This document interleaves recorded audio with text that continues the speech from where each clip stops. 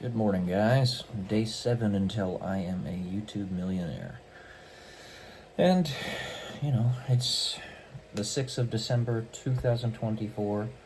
I just got done reminiscing, watching some old videos, and looking at some old pictures from 10 years ago. So some of the stuff that I'm already talking about, right? With respect to us looking back kind of like a time capsule and being Dead Sea Scrolls for people in the future is already starting to occur in my own life. And I know that the same thing will happen with you guys if you actually document your lives. You have to remember, we don't live forever. I mean, to see how I've aged over the last 10 years, I actually look about the same, but compared to because I used to be able to run a lot better when I was younger, my face was a lot thinner. But I generally look about the same. I haven't really wrinkled too much. That's pretty cool. Now, I am only 35, but that's still 10 years for that to happen. Looking back at some of the people that I used to hang out with, thankfully some of them, at least those who were in the pictures and the videos, I actually still do keep in touch with at least a little bit. Like my friend Phelan, she texted me about a month ago just to say what's up, see how everything's going. She's a major in the Air Force now. I would have been a major had the military not booted me like they did. And it was a very sour situation. But essentially what it comes down to is we have been at war with the deep state for probably about 2 decades now. So I look back on all this stuff and I see everything that I did. I have lived a life. I've done a lot of stuff in only 35 years. And I think to myself, how much was wasted by the institutions of this world? They could have used me in so many different avenues. Instead, they just decided to throw me in the trash. And when I was in the Air Force, towards the end of it, they were trying to get me to unalive myself. They were trying to make my life so unbearable, trying to make me feel so imprisoned that I would feel that would be my only way out of it. Thankfully, with the help of the guy above, God, I saw better, right? And I knew better. But my entire life has been an exercise in juxtapositions.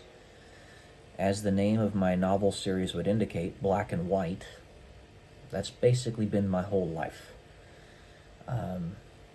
It's not fun. It's not. It's very painful. But any battle worth fighting is not going to be easy. The unfortunate thing is, when you come to your life, when you're born, whether you choose it or not, the life that you live, it's not supposed to be easy here on Earth. Everybody knows that this world is not run by God, it's run by Satan, the enemy. God himself tells us that. Jesus himself tells us that. All right? It's been interesting. I was looking at video of me back in Mildenhall. I was in Great Britain. And then video of me back in San Antonio, Texas, during some festivals. And then video of me in Omaha, Nebraska. Beautiful, lush green landscape. I was running on a bike path, a running path, bike path. Man, I used to be so capable of running.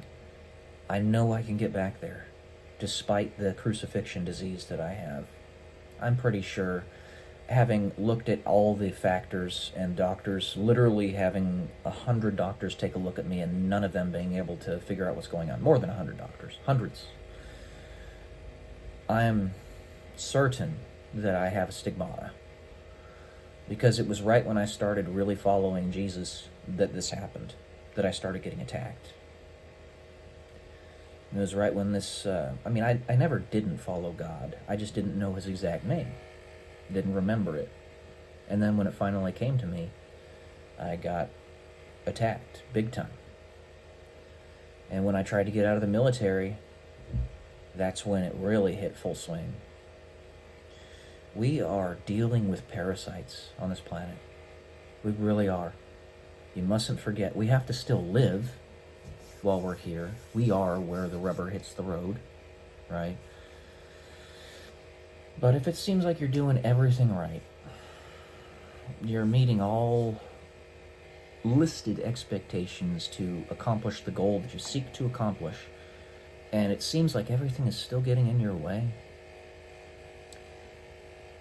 that may very well be because you're dealing with demonic parasites. I wouldn't say it may very well be. I would say almost certain that is the case. I remember the day that my book went live. My first novel, Black and White, The Odyssey of Eden, which you can find anywhere you can buy books, and it's also available on audiobook. The day that it went live, or the day before, so that evening when I was asleep, I remember having a dream of I was sitting watching some fireworks with another person. I forget who they were. I can't remember what it looked like on their face, but it was nighttime. We were both sitting down on the grass, and kind of made me think it was Omaha, Nebraska or something like that. And he was just chatting with me and said, and I turned around, and then there were a bunch of gray aliens with oversized heads, even bigger than you expect, than pop culture tells you they are, like way bigger. They were all doing this to me. And there were like 4 or 5 of them running across the grass, doing this to me, and laughing. And I remember thinking, when I went to that my half-awake state, because it jolted me up, that wasn't me. That wasn't my mind. I didn't do that. It was incepted. Somebody was messing with me. Alright? Whether you want to see it as time travel, exceedingly advanced technology, exceedingly advanced species, whatever. Any sufficiently advanced technology is indistinguishable from magic, because essentially it is magic. All technologies do is allow for less abstraction to accomplish our goals. So if you want to move an entire planet close to you, and you can't do it with you can't just pull it and say, get over here, like, I don't know, Scorpion or something from Mortal Kombat, then you'd have to use a piece of technology to do it. It's just a form, it's just a tool to allow you to have less abstraction to accomplish your end goal.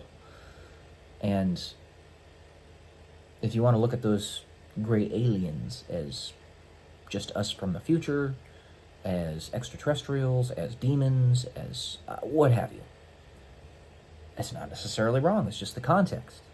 But I found it very interesting that, well, I remember that dream, all right, and I know it wasn't from me. I could sense it. It just, it whipsawed me. It jolted me. I was in my dream. I turned over, and they're like, what the heck? You know? I when half awake and was like, why the hell did you do that? Because I was wondering why they were just, like they were a separate consciousness from me. I was wondering, dude, why did you just march around flipping me off, laughing at me, and enforce? Take that or leave it for what it is. I could just be a doofus talking on the internet. I mean, I am a doofus. I'll tell you that straight up. But I can tell you from experience, We are at war with demonic forces. It is real. Man, oh man. So much I could do with my life, and I'm still trying. I'm still trying to accomplish my goals. It is not easy. It's not. Don't let anybody ever tell you that it's going to be or that it is.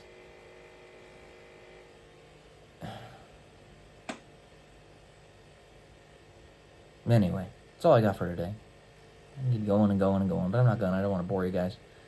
See y'all tomorrow for day 8. Love y'all. Peace.